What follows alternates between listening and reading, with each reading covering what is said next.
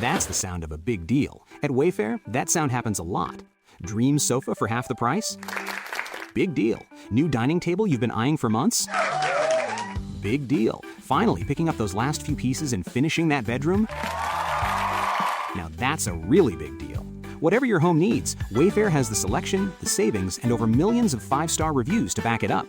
Shop Wayfair.com today before someone else snags your big deal. Wayfair, every style, every home. This is episode 412 of That Shakespeare Life. Hi, I'm Maureen Benfer, a puppet artisan with the Society for Creative Anachronism. Another great method for studying the life of William Shakespeare includes listening to this. It's That Shakespeare Life with my friend Cassidy Cash. Welcome to That Shakespeare Life with Cassidy Cash. Cassidy believes that if you desire to successfully learn or perform Shakespeare's plays, then understanding the real life and history of William Shakespeare himself is a must. That Shakespeare Life is the podcast that helps you go beyond the curtain of some of Shakespeare's most iconic works and explore the world of early modern England as Shakespeare would have lived it, learning from the writers, historians, and performers who know it best. And now, here's Cassidy. Generally speaking, I tend to steer clear of authorship debates here on the podcast, not because I don't think the questions are interesting, but because, well, the conversations just get a little, we'll go with spirited. From Oxfordians and Marlovians to every theory in between, there's no shortage of groups who believe Shakespeare's plays must have been written by someone, even anyone, other than the man from Stratford. Shakespeare gets a little bit picked on, I have to say. There's entire communities around the world dedicating themselves to assembling what they call evidence to prove that Shakespeare was an imposter, or in some cases, he never existed at all.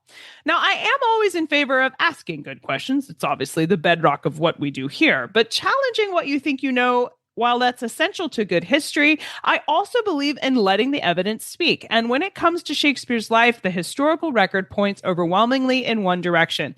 As you might have guessed from the name of our show, That Shakespeare Life, I am what's known as a Stratfordian. I'm someone that believes Shakespeare was a real man from Stratford-upon-Avon who rose from modest beginnings to become one of the greatest playwrights the world has ever known. And among professional historians, this is not a fringe position. It's actually the consensus. One of those historians is Dr. Susan Amuson. In her latest book, What's in a Name?, she approaches the authorship question not by chasing conspiracy, but by returning us to the lived world of early modern England. She traces the path that Shakespeare walked from Stratford's bustling market town to London's vibrant theatrical scene, and shows how the documentary, archaeological, and cultural evidence aligns with the man whose name appears on the title pages of his works from the 16th century. Susan joins us today to unpack all of this evidence, explore what the authorship debate reveals about how we understand history, and ultimately to answer the question, how do we know Shakespeare is Shakespeare? Susan Amuson is Distinguished Professor of History at the University of California, Merced. Her work focuses on the intersections of gender and other structures of power in early modern England. You can see links to her publications as well as her latest book, all in the show notes for today's episode. Hello, Susan. Welcome to That Shakespeare Life. Hello, Cassidy. Glad to be here. How does the evidence of Shakespeare's life compare with the surviving evidence of other contemporaries? I think specifically about volume here is what I'm asking about. Shakespeare's existence gets hotly contested. Is that the same as his contemporaries? No, it's one of the things that puzzles historians because he's actually pretty well documented. If you look at the lives of other contemporary dramatists, Middleton, Johnson, there are all sorts of questions about their lives too, but Marlowe, all sorts of questions about Marlowe's life, and nobody seems to wonder whether he actually wrote the plays. To the best of my knowledge, we don't have manuscript copies. We don't have autographed copies of any of their plays, right? I mean, Johnson was full of himself, so he published his own complete works. For which I am so appreciative, I have to say. We know what Johnson thought he wrote. So Johnson's work is much more easily available, but everybody else, it's, if anything, Shakespeare, partly because he became a significant property owner, is quite well documented. Well, let's talk about the kinds of evidence that is there. What sort of evidence exists to confirm that William Shakespeare was this writer-actor in London in the 16th century? There are sort of two things, because, of course, writing and acting are different professions. We know from 1594 that he is a member of a performing company called the Lord Chamberlain's Men in the 1590s. They become the King's Men after 1603. And that's how theatrical troupes were organized. They were a group of sharers, of which Shakespeare was one, 6 to 8 usually, who owned the company, but they were servants to some elite person. Under Elizabeth, it had to be a nobleman or a noblewoman. After James I came to the throne, it was always a member of the royal family who was the patron. And Shakespeare is paid along with his fellows for performances at court. So we know he's part of the troupe. We know he's a sharer. That's clearly the source of much of his income. The sharers did quite well. They would have sometimes apprentices, the boys. Sometimes they'd have hired players for big plays, but the sharers owned the company and shared the profits. For the uninitiated, I want to mention that when we say we know this, we're talking about receipts and orders for plays and different paper records that survive from the 16th and 17th century. And I'll mention that Shakespeare Documented is actually a great place to be able to set eyes on some of these documents. And I'll place a link to that in the show notes for today's episode, so you can look at some of what Susan is telling you about here in terms of records. Right. And Shakespeare Documented, I would just say, that is the best thing ever. I'm going to have to agree with you. It's fantastic. I mean, a little backstory. I planned to write this in the spring of 2020. And I was going to go to the Huntington Library. I was going to go to the Folger. I was going to spend time in London. Had this all planned. And then life has other plans. Yes. And then things happen. And so Shakespeare Documented and I became really good friends. That's for him as an actor. For him as a writer, one of the most interesting things is that plays are attributed to him in his lifetime. So there are plays published with his name on the title page. And I need to say that is not normal. I was going to ask, I think having the author attributed was very rare. It's not very rare, but it's just as often that they don't mention the author. They always mention the company that plays the play, because the company owns the play, not the author. And many plays were co-authored. In some cases, we have 3 or 4 different authors named on a title page. The other thing that's really interesting is there are a couple of plays that are attributed to him that are clearly not by him. So one of the ironic pieces of evidence that he was a respected writer is that people would claim that something was by him even when it wasn't. Trying to capitalize on his fame. Yeah.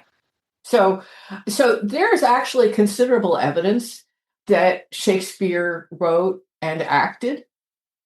One of the things I started wondering about towards the end is, did he think of himself as primarily a writer?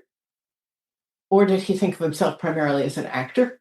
And, again, we don't know, right? Like which came first or what? Yeah. That's an interesting question. And of course, we don't know. His will describes him as a gentleman, which is much better than being either a writer or an actor. So he certainly didn't advertise it. But one of the things I became really aware of is that there was a huge part of his life that is ephemeral. The performance is ephemeral, right? And that's true until we have film, right? So when you're looking through all of these documents, do you worry at all about the word Shakespeare itself. I know that, I mean, could Shakespeare have been a common last name for this period? And I think specifically of some questions that I've gotten are surrounding the variations in spelling. Now, even among the different records that we point to as this is a record of William Shakespeare, and we're calling them all the same person, but they are spelled inconsistently. Are we worried at all? Or how do we determine, I guess, that these different references are all referring to the same man as opposed to different individuals? It's actually not a common name. That's the first thing. It's really not a common name. We can be pretty certain that there is one family in Stratford upon Avon named Shakespeare. So we're not getting them confused with the neighbors. It's not like John Smith. There are certainly people whose names we struggle to sort out. This is not one of them. Spelling was not regularized in any way. And even in print, it wasn't regularized, partly because if you wanted to justify margins, if you wanted to have even margins on a printed text, all the typeface was standard space. So to spread a line out, sometimes you get these big gaps, but also they just add an extra E into a word. And to reference a pop culture reference here, I love the movie Anne of Green Gables, and she's always correcting people to say that she's Anne with an E. And I like to point out to people that when it comes to Shakespeare's lifetime, there wasn't a correct way to spell someone's name because it was not standardized at this time. Right. You mentioned that there wasn't a regular way. And so even an individual spelling their own name might spell it in multiple different ways and it not be considered, wrong or insulting or intended to refer to something else because there was no correct at this point in the development of the English language. Right. So you worry within reason, but so the name Joan could be spelled Johanna. You get all these different spellings and you sort of sort it out and then you decide which one you're going to use. You are using tangential evidence. You're not relying solely on the fact that, here's a document that says Shakespeare. We're going to look at other things also to verify that this is a reference to him. But the mere fact that there are variations in spelling doesn't take away from the veracity of the work either. To give an example, I know you're going to ask about some of this later, but the work that Matthew Stegall has done, finding this reference to Good Mistress Shakespeare, he sorted out all the possible Shakespeares living in London in the 1590s. And I think there were about 8. This is in a city of 200,000. This is not a common name. That's a micro fraction of a percentage, by the way, 8 in 200,000. So it's not like it's not like there was a large portion of society. And you go ahead and you mention Matthew Stegall's work. I was going to ask about your research identified 2 places in London that Shakespeare was living. One of them was Trinity Lane and the other on Silver Street. And you indicate that despite these suggestions of habitation, you write, quote, he does not appear to have a fixed home there, end quote. Will you reconcile for us both the conclusion that there's evidence he lived there and how your conclusions are influenced by discoveries like what Matthew Stegall put together with the letter fragment? Why do we think he was both living there, but he didn't have a permanent residence? Well, partly, we have actually 3 residences for him in London. One is in St. Helens Bishopsgate, where he doesn't pay taxes, which is why we know he lived there. And that's the only place he appears that we have surviving records that he had some kind of lease and was a formal renter of a property because he owed taxes on it. He was considered a householder. But then a couple of years later, the Trinity Lane evidence is about a year or 2 after that. And then he's a lodger in Silver Street in 1604. We don't know how long he's a lodger, but it's kind of like, that's kind of like getting an Airbnb. I'm going to be here for the next 6 months. I got an Airbnb, but then I'm going to go home to Stratford. But I think the really intriguing thing about Matthew Stegall's work is that for a long time, people tried to say Yeah, well, he was forced to marry Anne because she was pregnant. The shotgun marriage, he hated her, blah, blah, blah. I mean, there was a kind of narrative that she was a problem, but they were married for 35 years, for goodness sake. And that's a record, I think, for anyone. That's an achievement. And there, Stegel has her coming to London. Everybody's acted like, she's, she gets married and then she kind of disappears, but of course she doesn't. And so the fact that she came to London, maybe the kids came to London. If you're enjoying this look at the history that affirms Shakespeare as a real working playwright, as well as the man we give him credit to be, I'd love to invite you to go even deeper into his story. Inside that Shakespeare Society, we have paintings, primary documents, and some of this archaeological records I've been telling you about, all in the show notes. All of this work underpins Susan's work and illuminates Shakespeare's world. Visit the episode page for this week's show at CassidyCash.com/episode 412 and click Come Inside to explore the entire research vault that went into the history for today's show. Again, that URL is CassidyCash.com/EP412. Why do you think there is such a large gap in Shakespeare's history after the birth of Susanna and leading up to his appearance in London in 1592? This is something that's always pointed to by detractors of Shakespeare being a real person, that they say, well, he has this big gap in his life and that should indicate that he might not be a real person. What did your research into this say in response to that? One of the reasons I spend a whole chapter talking about the kinds of sources we have is that it has to do with, why does your presence get recorded? There are very few reasons why you would know what's happening in your life. I mean, now we have social media, we have all these things, but you have birth, marriage, and death records, right? You have vital records. You buy a house, you get a mortgage, those records, right?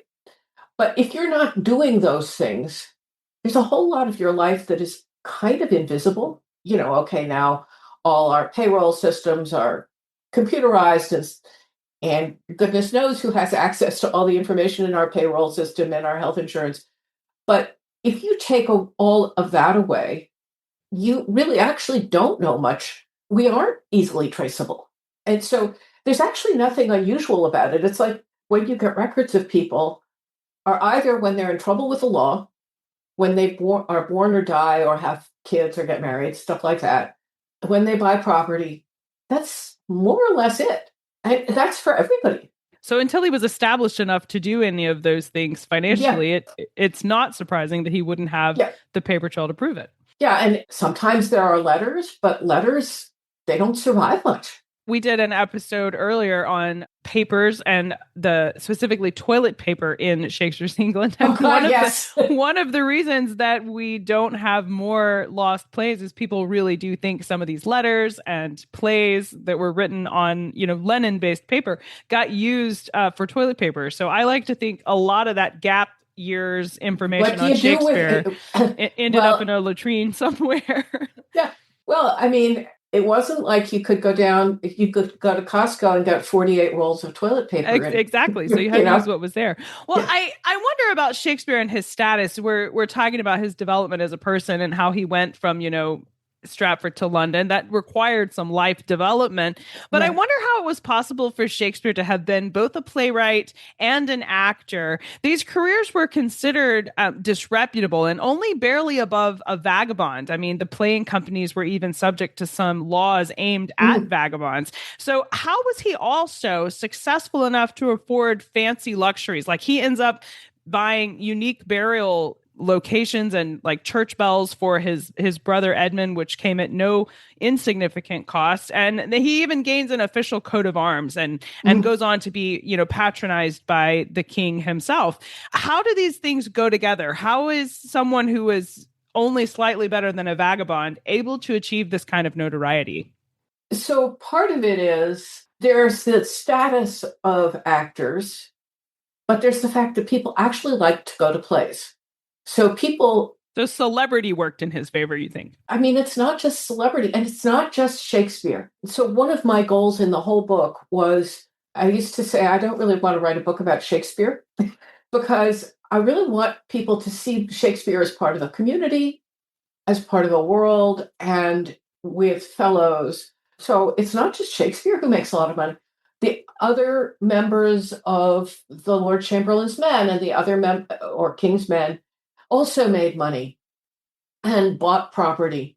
Edward Allen, who is also a leading actor, and becomes a promoter. His wife's stepfather is Philip Henslowe, who owns the Rose. He endows Dulwich College. He makes a lot of money, and he endows Dulwich College, which is still there with its beautiful art gallery and chapel and everything, as the College of God's Gift. That's what he calls it. So you could make money in the theater. It may not have been entirely respectable, but you could certainly make money. So from the time he's a member of the Lord Chamberlain's men, that's what he does. He acts for them. And one of the great questions is, what's the deal? I mean, all his plays are written for them. He does not write for other companies. He is unusual among the playwrights, partly because he doesn't, the other playwrights are writing for hire and writing for anybody who will hire them. But he doesn't write a Lord Mayor's show. He doesn't write for the children's companies. He just writes for his company. And whether he doesn't act as much, we don't know what the deal is. There must have been some, but he only writes for them. So there's something about Shakespeare's life that was focused not on just elevating his own status, but essentially the status of his industry as well. Right. Well, in his company. And when he dies, he leaves money to his fellows. He's still related to them. It was a hugely important part of what he wanted his life and legacy to be focused around. What was unusual about the Lord Chamberlain's men, King's men, is that it was an extremely stable company in terms of personnel. So there were people he worked with for 15, 20 years. You identify that Shakespeare retires around 1613 after the famous burning down of the Globe Theatre during that ill-fated production of Henry VIII. But he doesn't retreat to Stratford and become a hermit, which I think a lot of people believe that he would have. Mm-hmm. The word retirement sparks, going to the country and living the comfy life. But far from that reality, he instead buys the Blackfriars Gatehouse in London with his theater company. Susan, tell us what we know about this purchase and what did Shakespeare intend to do with this property? So he buys it, and I was, last night, just before I went to bed, I went and checked this because I was like, what's the deal here? He uses several of the members of the company or people he knows in London as trustees. He puts it in a trust and it stays as part of in trust first for his daughter and then his granddaughter. He's buying it as an investment, I guess, but we don't know if he lived there.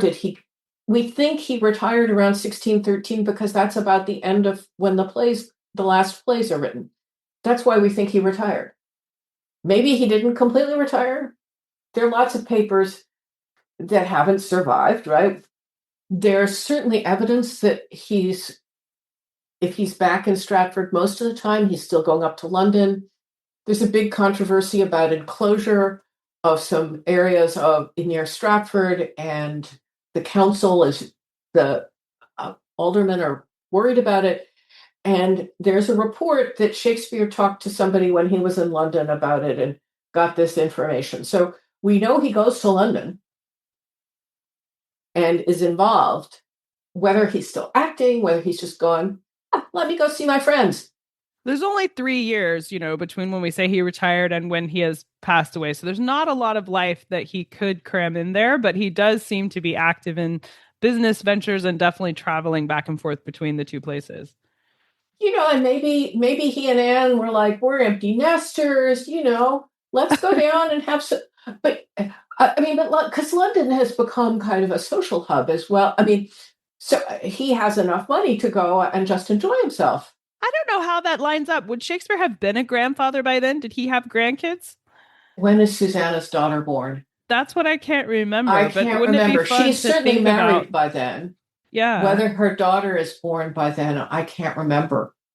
But I can look, because I have Shakespeare Documented open on my computer. Fantastic. We'll find out. Maybe he was spending his last years being, I know that the whole issue with Susanna being accused of adultery and that whole scandal came up in 1613. So he was probably helping her deal with that. And then I think some other dates I can remember was, no, let's see. I found it. Yeah. So they did have one child. So Elizabeth Hall was their child, and she was baptized in 1608. So Shakespeare's granddaughter would have been somewhere around 6-7 years old when he retired. So he at least had that. And I don't remember about Judith and Shakespeare. Judith and Thomas Quiney's kids, but yeah, they're all born after Shakespeare dies. Okay. So, well, he might have been spending time with Elizabeth then. They get married just a month or so before he dies. So, okay.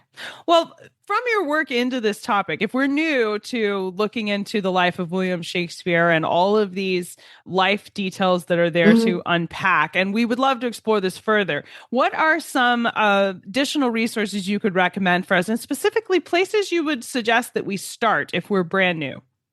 If you're brand new, I would totally start with Shakespeare Documented. And it's beautifully organized. And for most of the documents, they have the transcription. So no worries about having to read Secretary Hand or... Secretary Hand is lovely, but... but hard to read. Once you get used to it, it's not. But yes, it's something you have to learn to read. But it's organized so you can say, I want to know about his family, and you'll find out about his... And there's a section on his family. But they're transcriptions, but they're also really good discussions of sort of the context of these things, how these documents work. I would say I would start there, totally. The two books I would suggest are Lena Cohen-Orland's Private Life of William Shakespeare, which really focuses on the world of Stratford. Her discussion of the will is particularly, to me, compelling. And there's also a recent book by Daniel Swift called The Dream Factory, which is really great about grounding London theater in a community of artisans. Most of the actors Shakespeare played with were members of London companies. They had apprenticeships, they had memberships in these companies.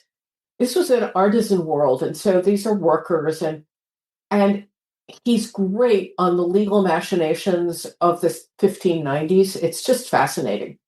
If you get a sense of the kind of money that could be made in the theater, once there's money, people are fighting over it. Those are the things that I think, just as a sort of general thing, what I love about the Swift book is, in theory, he's trying to place Shakespeare there, but mostly it's about the world of the theater. I hadn't checked that one out yet, and I'm excited to read about it and have that on my radar of something to look into. And if you too would like to read some of these books that Susan recommends for you, I will have links to all of them in the show notes for today's episode. So stay tuned for the URL for where to find those. Susan, we ask everyone this next question here at That Shakespeare Life, and that's, what's the one book you would take with you on a deserted island? My friends in England tell me I'm supposed to allow you the complete works of Shakespeare and a copy of the Bible, so your choice would be in addition to those. Oh, this is the Desert Island Discs question. Absolutely. Yeah. I take, well, depending on how I was allowed to do it, but I take either the complete works of Jane Austen or I just take Persuasion. Those are excellent choices. I think Persuasion is one of my favorites from Jane Austen, so you would be well set up on your deserted island with those. When I was 16, Pride and Prejudice was my sanity book, but now it's Persuasion. I could see that. That makes sense. Well, what's next for you? What are you working on now that you're excited about? I'm trying to track the lives of young enslaved Black children in late 17th century England. So if you look at paintings of members of the elite in the 1660s and 1670s, there are a lot of women in particular painted with young Black children next to them. And I want to find out about the lives of those children. So unlike Shakespeare, we don't even know we know names for a name of one. And so I'm really trying to figure out what their lives were like. Well, you don't take on simple projects, do you? No. That one sounds elaborate to chase all of that down. But how were they to finally chase that down and put names to these paintings and figure out the details there? We'll be looking forward to see what you uncover on that project. Yeah, well, I am too. Thank you so much, Susan Amundsen, for being here this week and sharing with us the history of Shakespeare's life and helping us walk through some of the realities about the textual and artifact evidence that we do have for the life of William Shakespeare. It's been neat to look at these details with you, and I thank you for being here to share it with us. Well, thank you. This has been a pleasure. All of the resources we mentioned today, including details on Susan Amundsen's work and links to Shakespeare Documented, as well as related episodes. If you're into understanding the details of Shakespeare's life, we've put a great list together for you on our episode page at CassidyCash.com/episode 412. And if today's conversation has piqued your interest, you can read Susan's latest book titled What's in a Name? How Historians Know Shakespeare is Shakespeare. It's available wherever books are sold. And of course, direct links are included in the show notes. That Shakespeare Life is researched and produced by me, Cassidy Cash. Our audio engineer is Gary Mayholm. That's it for this week. Thank you for listening. I'm Cassidy Cash, and I hope you learned something new about the Bard. I'll see you next time. Bye-bye. Thank you for listening to That Shakespeare Life. As always, the best conversations happen after the episode over at CassidyCash.com. Become a part of a vibrant Shakespeare conversation by adding your voice over at the website. Until next time, remember, when you want to know William Shakespeare, you have to go behind the curtain and into That Shakespeare Life.